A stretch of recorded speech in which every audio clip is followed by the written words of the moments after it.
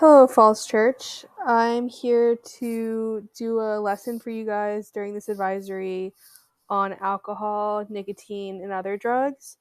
And my name is Anna Teeter. I'm the substance abuse specialist here. And if you ever want to stop by and talk more about anything in this lesson or anything drug or alcohol related, my office is in the admin trailer. So now we're going to just basically talk about what a drug is. So there's a large spectrum of drugs and substances out there. There's ones that are on the safer end, such as like prescribed medication by a doctor, and of course, caffeine in normal amounts.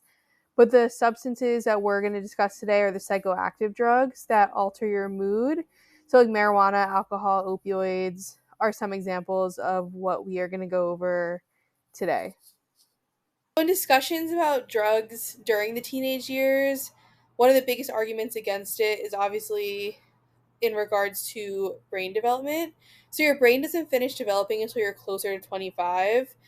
So when you're a teenager, you're more likely to engage in risky behaviors, kind of chasing after that feeling of dopamine, which is the happy chemical that releases in your brain when you do something you like eat your favorite food or smoke marijuana, drink alcohol. And when you release that dopamine, it makes you feel good. You want to go back to doing the same things that release that dopamine. So that's why we have such a problem with teenage addiction, because you're more likely to use that emotional part of your brain to make decisions versus the front part of your brain, which is more logical decision making.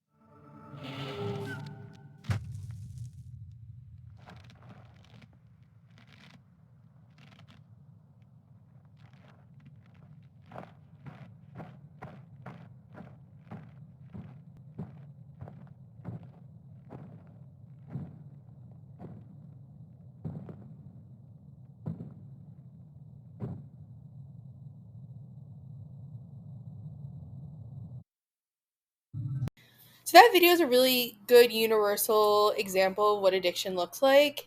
And if you notice in the beginning of the video, the first time the bird saw the yellow nugget, he immediately ran past it.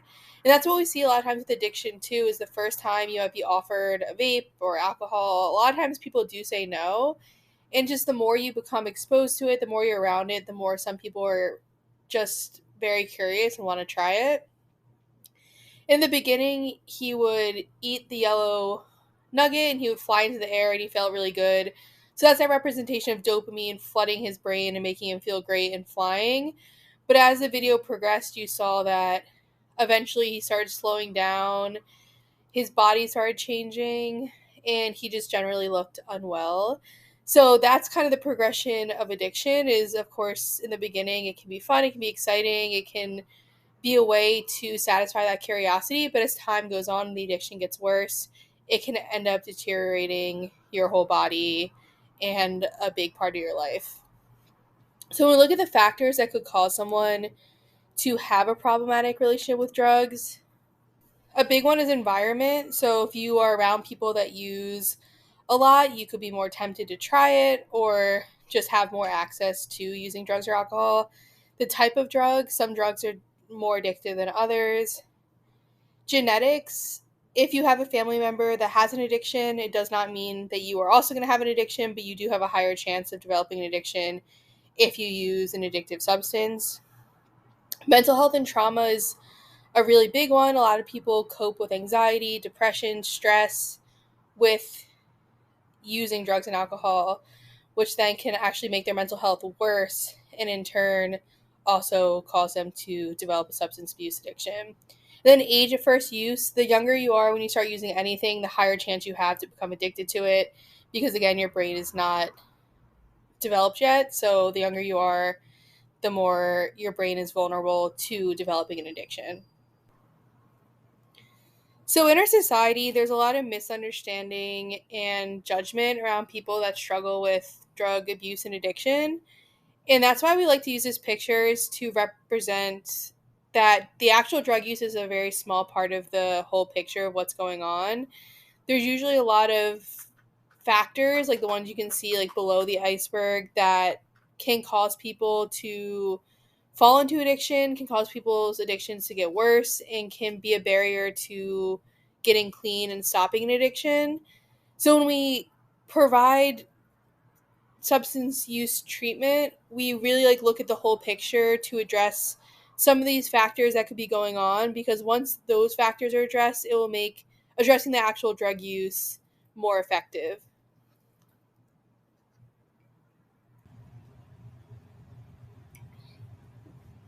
So we can see on this slide there's a whole spectrum of nicotine products out there. And although cigarettes are definitely known to be the most harmful because they have that tar in them that can cause a lot of lung issues, smokeless tobacco, which is like chewing tobacco, is also dangerous, especially for your mouth. It can cause throat cancer, mouth cancer.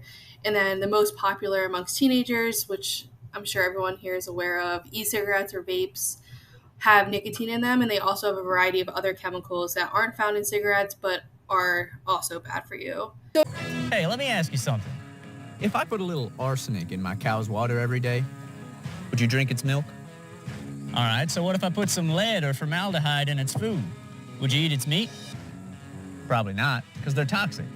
Even small amounts could cause brain damage, lung disease, or Cancer. So if you wouldn't let a cow drink it or eat it, why the heck would you inhale it? Look, vapes contain these toxic chemicals and more. Learn more at the website.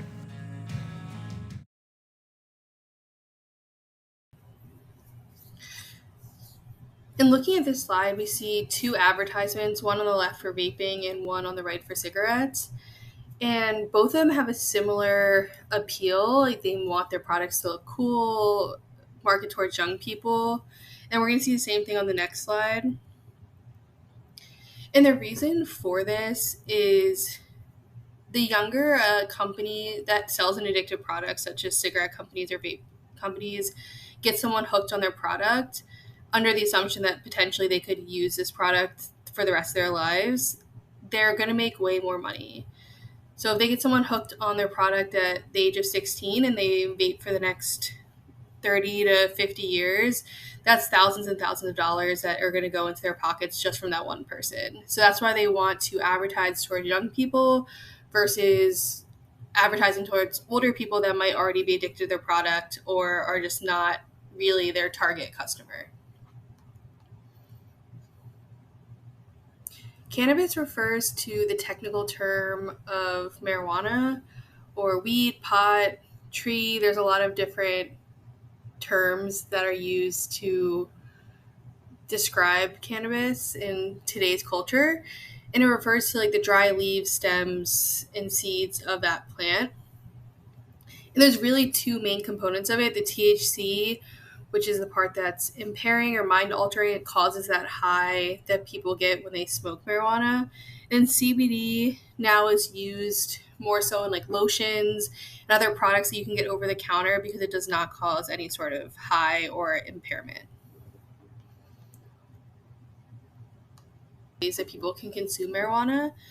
So smoking it, which is historically the most common, but now it's possible to vape marijuana in the form of a THC cartridge.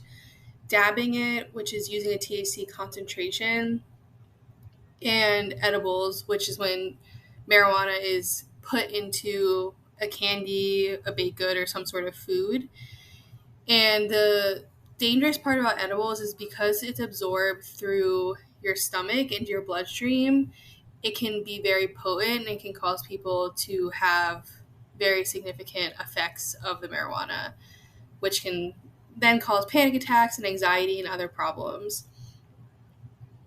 One of the arguments against why teenagers shouldn't use THC, again, because your brain's not fully developed, the part of the brain that marijuana affects the most for teenagers is your ability to think, memorize, learn, pay attention, especially when you're consuming it on a regular basis. So that's why we see a correlation between students that use marijuana on a regular basis also struggling with both grades and attendance.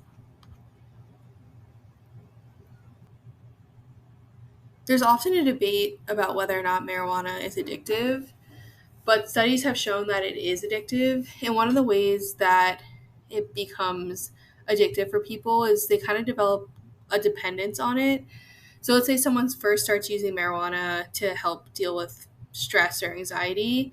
When they used to maybe go play soccer or play video games or go out with their friends, when they start using marijuana, it releases a lot of that happy dopamine chemical in their brain. So instead of doing things that they used to do to feel good about themselves or feel less stressed, marijuana becomes their number one coping mechanism to deal with that stress. And then eventually it gets to a point where they need it just to feel normal. So if they don't smoke marijuana one day, they start to have what we call withdrawal symptoms. So some people get headaches or they feel agitated or stressed or anxious because their brain is now so accustomed to having marijuana on a daily basis. Marijuana is legal now in the state of Virginia. However, it's only for people 21 and over, only under 1 ounce, only can be used in private. It's not legal to take across state lines. It's not legal in school grounds. It's not legal while driving. It's not federally legal. So if you're on, let's say, like a national park, even if it's in the state of Virginia, because that's federal grounds, it wouldn't be considered legal. And it's not legal to sell or share. So next we're going to transition to talking about alcohol. So your body can process about 1 drink per hour because it's processed through your liver, and that's all your liver can really handle safely. When we look at that red cup, we see that different types of alcohol have different strengths. So the tequilas, rums, vodkas, liquor is the strongest. And at the bottom of the cup, you can see even a tiny amount of it is equal to 1 serving. Next is wine, which is about that much on the cup you can see is 1 serving. And then beer has the least amount of alcohol in it because it has a lot of water and other things in it that kind of dilutes that alcohol. And there's a lot of other types of alcohol out there now. So all the companies are meant to put on the can or the bottle how much alcohol concentration there is in each drink so people can determine what their body can safely process. At the top of this slide, you can see a word bank that goes with the definitions that are in the chart. So as I discuss this slide, you can try to figure out which words go with which definitions. The main thing to know about drinking is that the patterns of drinking can escalate. So someone who might start off just drinking socially, maybe around friends or at parties, can then eventually fall into binge drinking. So when they go to parties or hang out with their friends, they're having 4 drinks for women or 5 drinks for men in about a 2-hour period. And again, because the body can only process 1 drink per hour, drinking more than that in a short period of time can cause an escalation of getting drunk and having some negative impacts from the alcohol. And then that can even rise to eventually having compulsive or problem drinking, where you start drinking as a way to cope with problems or negative feelings, and you're drinking too much and too often. So I'm going to reveal what the words are that go with the definitions.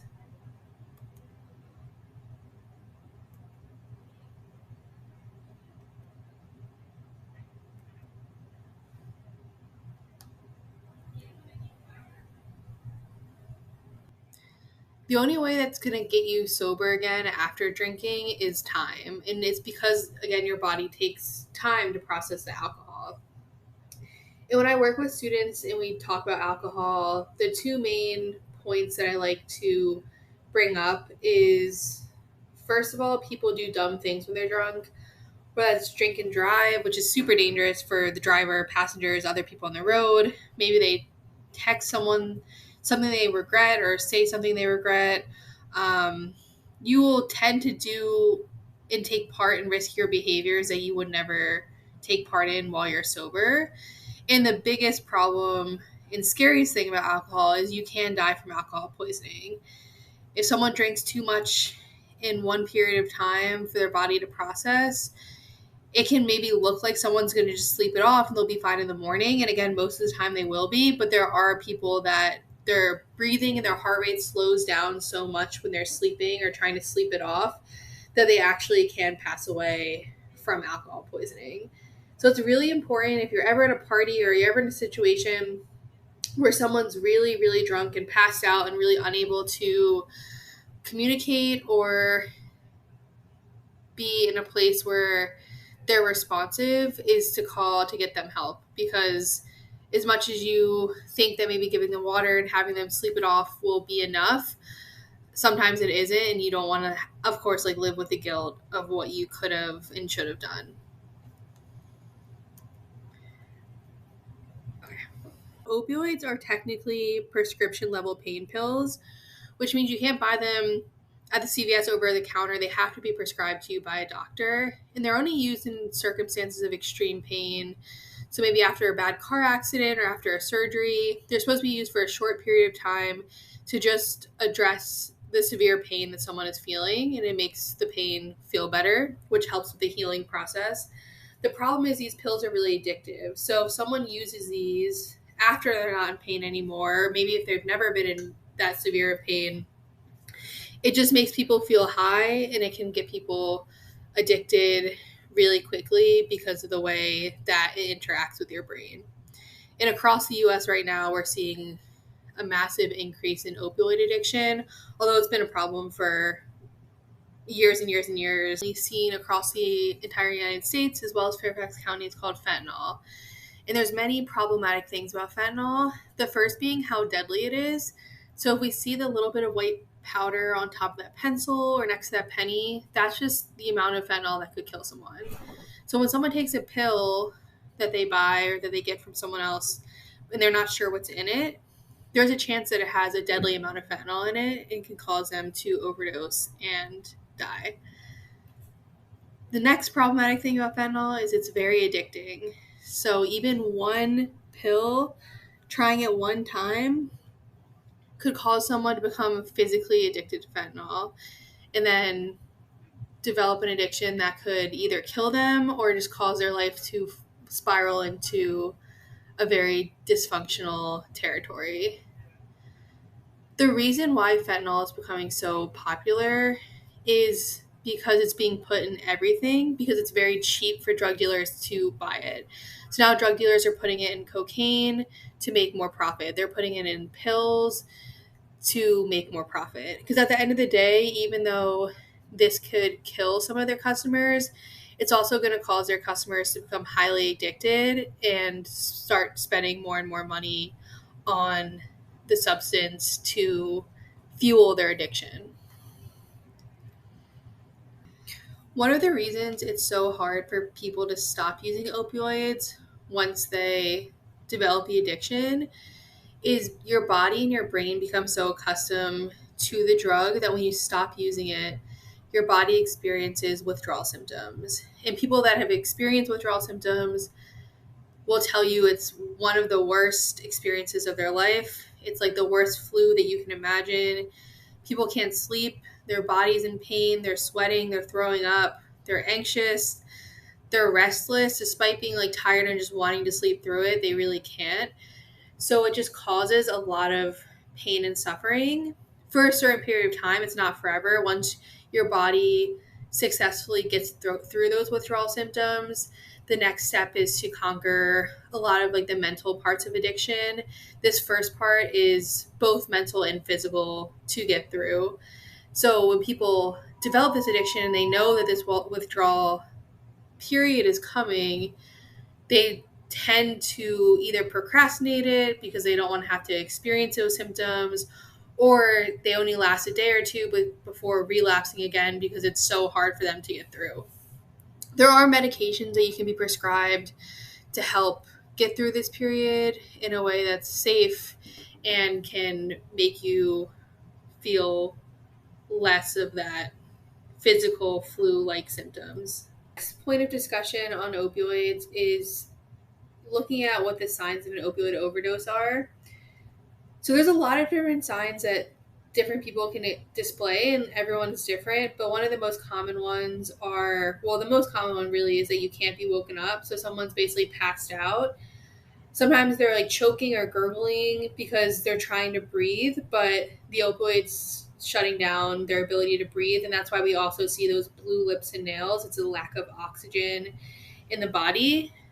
Some people can say that an opioid overdose looks similar to what you might expect if you saw someone who like drowned in a pool and needs that help to be able to breathe again and then get the oxygen flowing throughout their body so they can come back to life.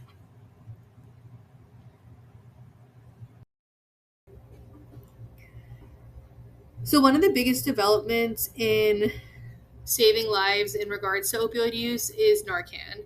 So Narcan is a nasal spray that you spray up someone's nose if they're overdosing, and it can reverse the overdose and essentially bring people back to life. So this is used throughout the whole country every single day. It saves thousands of lives per day, which is amazing because without it, so many more people would die from overdoses, and there's already a lot of people that die every single day across the country from overdoses. But Narcan can definitely save some of those lives.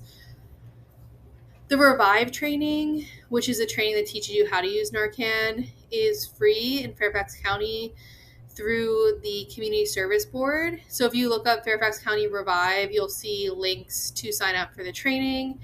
A lot of them are online, and they have both English and Spanish trainings. And then the CSB, who does the training, will mail you your own Narcan to have on hand. Let's say you have a friend that's struggling with fentanyl abuse or opioid abuse, or if you just want to be able to carry it around just in case you see someone who is using it. That is a way that you can go about getting Narcan. To be able to carry Narcan at the school, you have to fill out a certain form, but to carry it in the community is something that you could do if that's something you're interested in. And the real fact is the only way to reverse an opioid overdose is through Narcan. At this point in time, there's no other medication or things you can do to reverse the opioid overdose. If someone's struggling to breathe, you can give them CPR while waiting for emergency services to have Narcan. If you have concerns that someone could be overdosing in the school, please tell security or administrators or anyone you see, because there are a number of people in the school that carry Narcan, and then Narcan is also in different places within the school, so it's easily accessible.